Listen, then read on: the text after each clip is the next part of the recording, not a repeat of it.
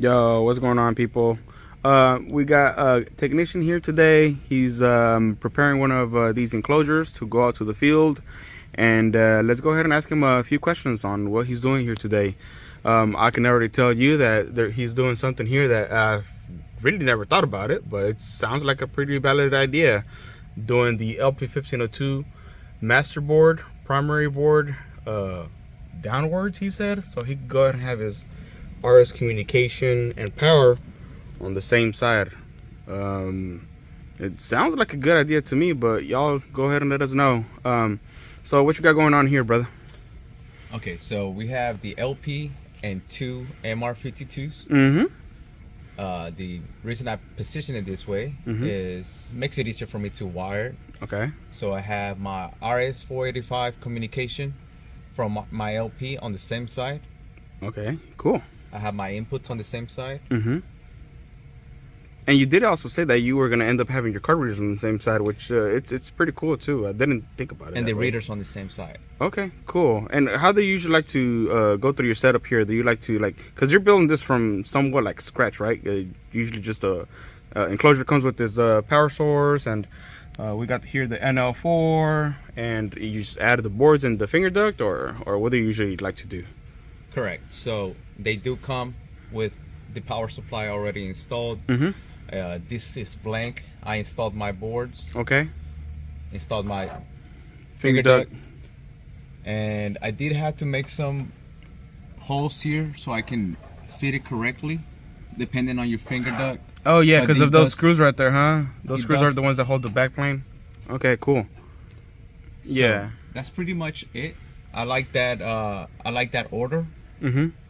What is that? What is that right there? What that right here? What is that? This here, it's your door contact. Okay, for like the tamper for the enclosure. Okay, which cool. is gonna be a tamper in case y'all want to add that to it. We usually like to add that just so you guys know, so we monitor the enclosure whenever somebody opens it or closes it. Just gives a little bit more peace of mind on the customer when it comes to like monitoring their enclosure if somebody gets in there, because of security, right? Okay, that's pretty cool, man. Yeah, there was a lot of guys interested on how the wiring goes for the card reader. So I don't know if you guys can see right there, but you got your card reader, your outputs. This is like I said, your primary board or master, network driven. Power source right there, and cool, man. Another question that usually people have is where do they get their power to feed to the boards? Where do you usually like to get power? I know you got two options, so what are those two options? The original option when I first started wiring these panels was to grab power from your C8 board. C8. Yeah, because that's that can give you 12 volts, or right? And I was pushing 12 volts. Since our readers are 12 volts, and then I had the option of doing pass through. Okay, what is the pass through? Is that the pass through is that little jumper, right? So pass through is just a little jumper that it gives you the option to have 12 volts or pass. So if you had 24 volts, you can switch it to pass, so you can pass the 24 volts to your readers. Okay. Cool. And this enclosure can accommodate what is this, 8-kit enclosure, correct? Correct. Okay, cool. And for everybody that has questions on if all this system were to take mag logs, so this here is your M8, and I might be wrong, it might be the M8C, the newer one, but anyways, this is your relay C module that usually pushes controls your power source to the card reader locks and electronics, and this is where we usually get power for the motion.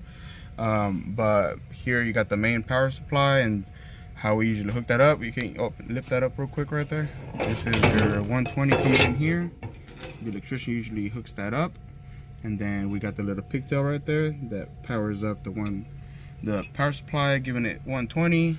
Transforming power from AC to DC, but here's usually where you hook up your I don't know if y'all can see that right there, your fire alarm input. It's this green terminal block.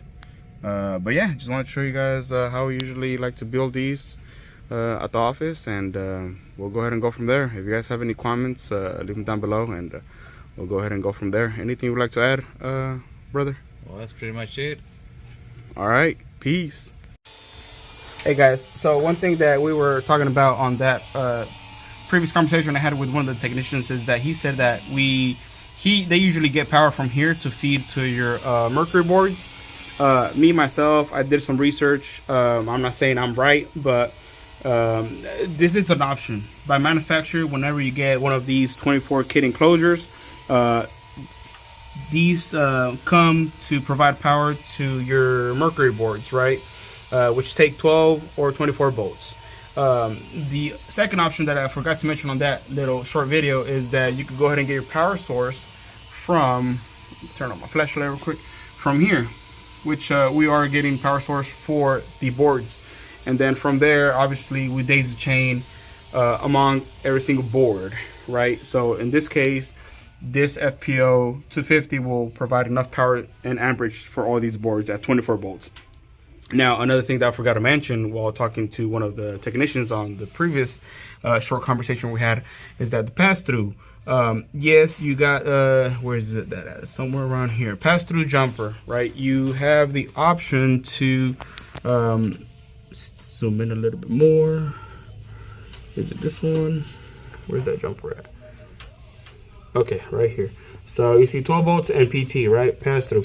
So you have the option to push 12 volts or 24 volts, right? But most of the HID readers that we install are 12 volts. So if you are getting 24 volts from your power supply going to your mercury boards, that's fine, but you need to make sure that instead of having the jumper on pass through, you set that up at 12 volts. That way the card readers receive 12 volts and you do not burn them. Forgot to mention that on that short video, but if you guys have any more questions, just please let us know, and we'll go ahead and go from there. Didn't want to miss that. Peace.